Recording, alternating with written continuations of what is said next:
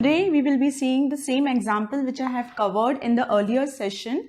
That is, I have explained the logic how to perform multiplication of the two 2D arrays. And also we have seen what condition is required in order to perform the multiplication of two 2D arrays. So the prerequisite was that number of the columns in the first 2D array should be equal to number of the rows, that is R2, of the second 2D array. So if this condition is there, then only you can perform the multiplication of the two 2D arrays. So this is the first 2D array, this is the second 2D array. So number of the columns in the first 2D array, you can see here we are having 1 column, 2 column, 3 column, right? So this is for first 2D array, and then it should be equal to number of rows of the second 2D array, therefore R2 it is. So this is 2D array, and you can see here 1 row, 2 row and 3 row. So 3 rows are there. This is how number of columns of the first 2D array is equal to number of the rows of the second 2D array. It's matching, and then only you can perform multiplication. So this is the first 2D array. So here each row, that is of the first 2D array, each row will be multiplied and added with the each column of the second 2D array. So we have seen how we will do. So this 0th row we will multiply and add with this column elements, and this 0th row will multiply and add with these column. So we have done this multiplication addition. The first row we will be doing multiplication and addition with 0th column and first column. Then after first row is completed with this operation, then we will proceed with the second row. Again the second row will do multiplication and addition with the 0th column and first column. Again then we will proceed with the third row. Third row we will do multiplication and addition of 0th column and first column. We have seen that, and that is the result we got like this. I will do hash define row R1. If I do hash define R1, R1 is number of rows. So I am taking here how many rows? 1, 2, 3, 4. Total 4 rows I am taking. Then hash define column 1. So that is number of columns in the first. This is M1 is what?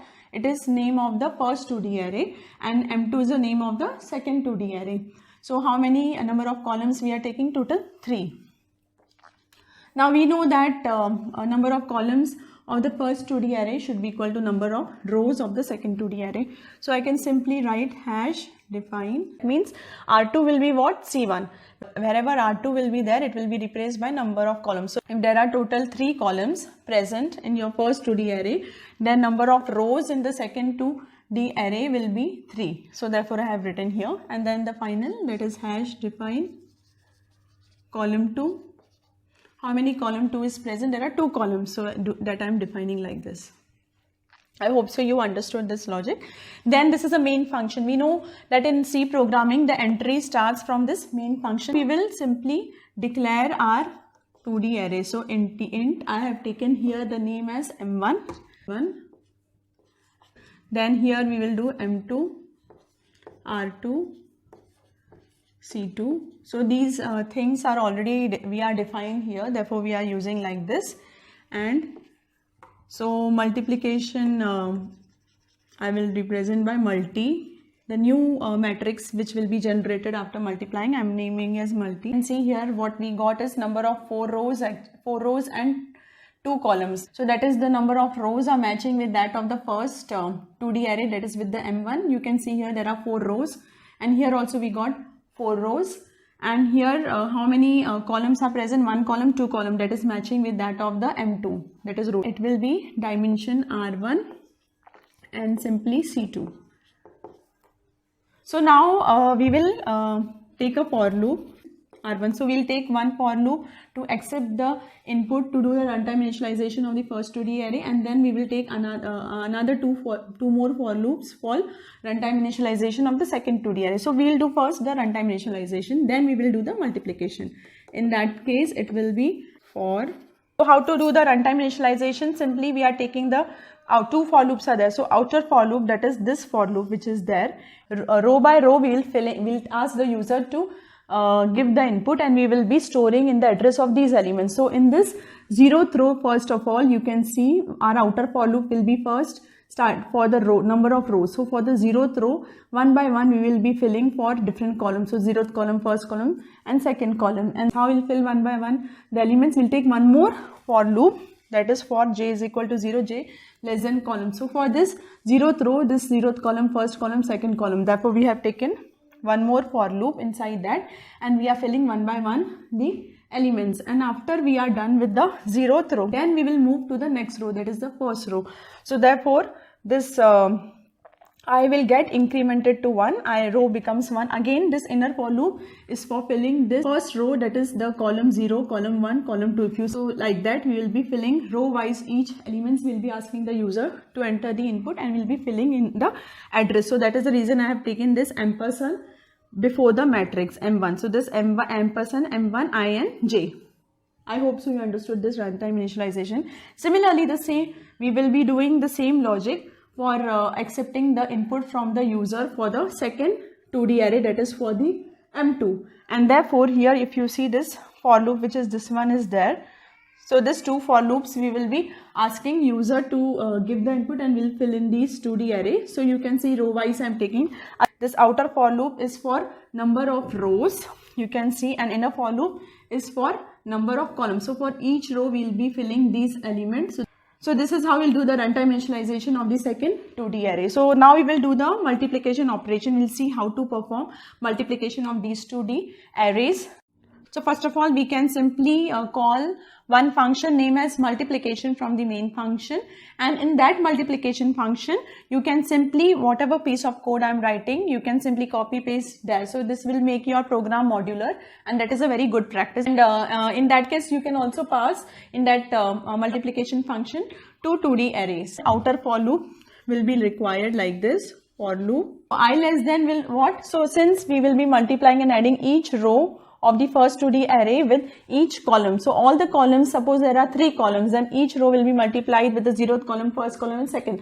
Here we are having 2 columns. So each row, that is the row, that is the 0th row will be multiplied and added with the 0th column of the 2D array, and then we will multiply with the first column of the 2D array. So for same row we will repeat with different number of columns. Therefore we will take the outer for loop for number of rows. So this is for 0th row, so this is for R1 and then plus like this. And then we will take one more loop. So why we'll take one more for loop? Because each row you will multiply with each column of the second 2D array, right? So the for loop will be for j is equal to 0. Then so for different columns of the second 2D array we will do this iteration. 0th row we have to multiply and add with the 0th column of the 2D array, first column of the 2D array. So depending upon how many number of columns are present in the second 2D array, and therefore this j will be less than column 2, because depending upon how many number of columns are there for the second 2D array. This is second 2D array. Then one more for loop. Now this for loop will perform the multiplication and addition of the row elements with that of the column elements. As we have to do this 0th row, we have to repeat with 0th column and first column of the second 2D array. So if it's a 0th row element of the 0th row, we'll multiply and add with the 0th column element of the 0th column. If it is first row element of the 0th row, then we will multiply and add with that of the first column element of the 0th column, and then second row element of the 0th row we will multiply and add with the second column element of the 0th column, like this. So therefore what is incrementing here actually, as I told you, the row elements are increasing. As the row elements are increasing, we have to also increase the column elements simultaneously. Therefore that inner for loop is also required. We will name it like this. So here we will also declare in your main function, you can declare. So this k which is there will be equal to 0, and k should be less than how much? So it depends upon how many row elements are there. So because we will be moving multiplying and adding, multiplying this 1 with this 2, and then we will be adding, then we will multiply this 2 with this 3, then we will be adding, then we will be multiplying 1 and 3. So depending upon how many row elements are there. So how many row elements are there? Who will decide? Number of columns in the first 2D array will decide. So you will take k less than C1. Because C1 is what? Depending upon number of columns, it will decide how many rows of how many row elements are present of the particular row. Therefore k plus plus. So we know that column 1 is also equal to the R2. You can here also take the R2, whatever you want. It will be the same. just before this inner for loop, one statement is required. So we will simply write multi I j is equal to 0. This I will say why we are doing that. Then we will write this for loop, that is for incrementing the row elements and column elements. We will be writing k is equal to 0, as I told you, k less than how much, depending upon number of columns, which I said like this. Now why this is required, I will tell you. This is what this matrix, this will be the resultant matrix which you will be getting after multiplying first 2D array with the second 2D array, right? And this thing is very much important, this logic. So here first of all I have to multiply the 0th, when I am in the 0th row and 0th column, then 0th row element should be of the 0th row should be multiplied with the 0th column element of the 0th. So therefore I will take here I will tell you, and then what it will be, as I told you, this inner for loop, that is k is equal to 0, it is required. It represents different elements. This is your 0th row element of 0th row, this is first row element of the 0th row, this is second element, and this is the column elements.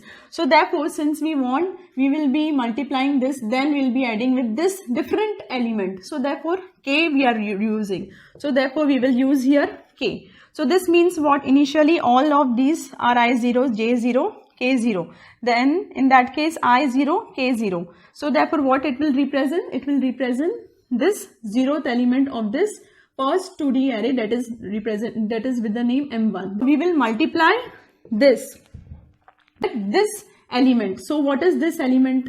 This element is simply first of all named by M2, and then what subscript you will give here? These are the column elements. 0th column element, first column element, second column element of the 0th column. What you are incrementing here, you are incrementing the rows. You want like that, because you will do multiplying 1 into 2, then you will multiply 2 into 3, then you will multiply 1 into 3, and all these addition you will do. So therefore what is incrementing? Column elements of that. That means the row to increment. Therefore you will represent this as k. So I will explain you why like this. First of all, we will do this iteration for the 0th column, and then we will do this iteration for the first column. So here you will take as j. I will tell you how. Because so initially when your I is equal to 0, you can see here this outer for loop is for number of row, because we want for 0th row. In that case it comes in this for loop, that is this for loop it comes. So here it represents number of columns. So j is what? J is also 0, right? J is 0. Then again this condition is satisfied, j is less than column 2, then this is initialized to 0 value, and then we will see where we will make use of this also, but first we will understand this logic. Then this comes inside this loop. For this loop k is equal to 0, so here k becomes k is 0, initialized as 0. Now what we are doing here, if you see here, M1, I is what? I is 0, k is what? K is 0, and then multiplying M2. So M2 you are multiplying with kj. What is k? K is 0 and j is 0. So therefore you are multiplying 1 into 2, right? Now you have to do the addition operation, and you have to multiply 2 into 3. Again you have to do addition operation, you have to do multiply 1 into 3. So therefore here comes the logic, that is we will be writing simply like this. Multi I j plus equal, like this. This statement we will be writing. Multi plus that, because you are first into 2, you will first multiply, then the resultant you have to do the addition, and you have to multiply again 2 into 3. Again the resultant you have to add, and you have to do 1 into 3. So all these will be, so whatever 1 into 2 you get, the result of that you have to store somewhere, and you have to do addition on the next 2 into 3. So whatever result you there, store in somewhere, and then you have to add, and you have to do 1 into 3. Therefore this we are doing plus equal. We know what this what does it means. Now coming to this point, now I have multiplied 1 into 2. Next what we are supposed to do? Next we have to do addition, but then we have to come to the next row element, that is here it is 2, to come to the next column element, because we are multiplying 2 into 3. So we have to increment the row element, and we have to increment the column element. So that is the reason this k is required. Then k becomes 1. So therefore I is equal to 0, j is equal to 0, but k becomes 1.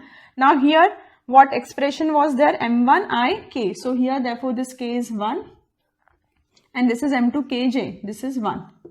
So therefore what does it want? M1 0 1, that means 0th row, this is there, this 0th row, and this is first column, therefore this 2. That means this M1 into 2 is equal to simply 2 into this M2 1 0, that is subscript 1 subscript 0. That means for M2 it is this first row but 0th column. You can see here 0th column. So this becomes equal to 3. So finally we are getting what we wanted. Now again this result will be stored here, that this multiplication here. Again it will be added with the earlier result, that is when we expand this, what we got, that is in this manner. So simply I will, to make it easier, we can simply write like this only, multi I, this will make more easier to understand. So we will just replace this so that it will make you easier to understand. That is the reason multiplying these elements we are adding with this multi ij. So we have seen that. Initially what was there? So multi ij was 0, so this was 0, and then we have added. So in that case k was 0, so we have multiplied 1 into 2. So 1 into 2 we have multiplied, whatever result we got we stored here. Again k becomes 1, we have seen for k is equal to 1, this 2 into 3 comes here. So 2 into 3 and whatever result we have stored earlier, that is for 1 into 2, it was 2. So 2 we are adding with this 2 into 3. So this it will keep on storing. Then what will happen? Now we are done multiplying 2 into 3. Now we have to proceed with the next element, that is this one, that is next row element and next column element, that is 3. Therefore again the k gets incremented. This condition is checked, yes, because depending upon number of columns, this will decide number of row elements, and therefore this condition is satisfied. Now k becomes equal to 2. Here it becomes 2, here it becomes 2, because we are using k here and k here, because this row element we are incrementing and column element we are incrementing, and finally this will be what? 1 into 3. So this will be 1 into 3, like this. So again the result which we get, we are adding with this. So this is how we have performed the iteration of the 0th row, complete 0 row we have done with the 0 column elements. Now this inner for loop is completed for k, because we are done with all row elements or the column elements. Now we have to start this 0th row with the next column, that this one we have to start. So therefore you can see here this for loop has been completed, has come to end. Then this for loop will start to continue, to resume where it was there. So j was 0, now j is incremented by 1. So when j gets incremented by 1, in that case here it will become 1, and this condition is satisfied. Again the k will be from 0 to number of columns. So this will be 0, like this. So why? Because now earlier we done with 0th row and 0th column. Now we have to do the 0th row, but now with the first column, and that is the reason this this j, that is this one, is used to represent number of columns in the second 2D array. That is the reason I have taken j is equal to 0, j less than column 2. That is depending on how many number of columns are there in your second 2D array, that will decide your j. So now for first column, that is if j becomes 1, that is it is a first column. Now with the first column we will do the same thing, that is we will repeat the inner for loop, that is we will multiply this 1 into 1, then we will add 2 into 1, we will add 1 into 6, that is this one.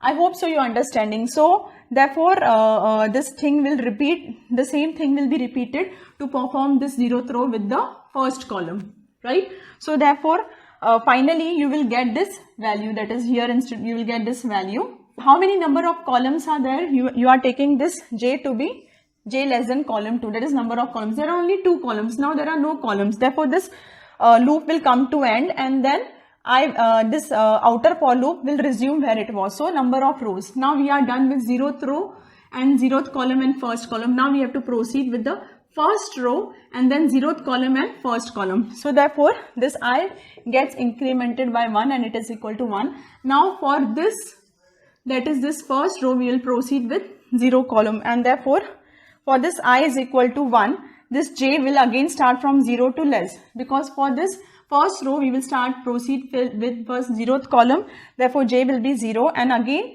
column by row elements we will multiply with this one. So this first row we will of the first 2D array will multiply and add with the 0th column of the second 2D array, and therefore j is equal to 0, and then 1 by 1 k will be incremented, and this you will get, this result you will get, that is this one you will get. I hope so you are understanding. Again this after k, the whole we got this expression finally, again j gets incremented, that means your this operation will be performed, that is the first row but with the first column, therefore j gets incremented to 1.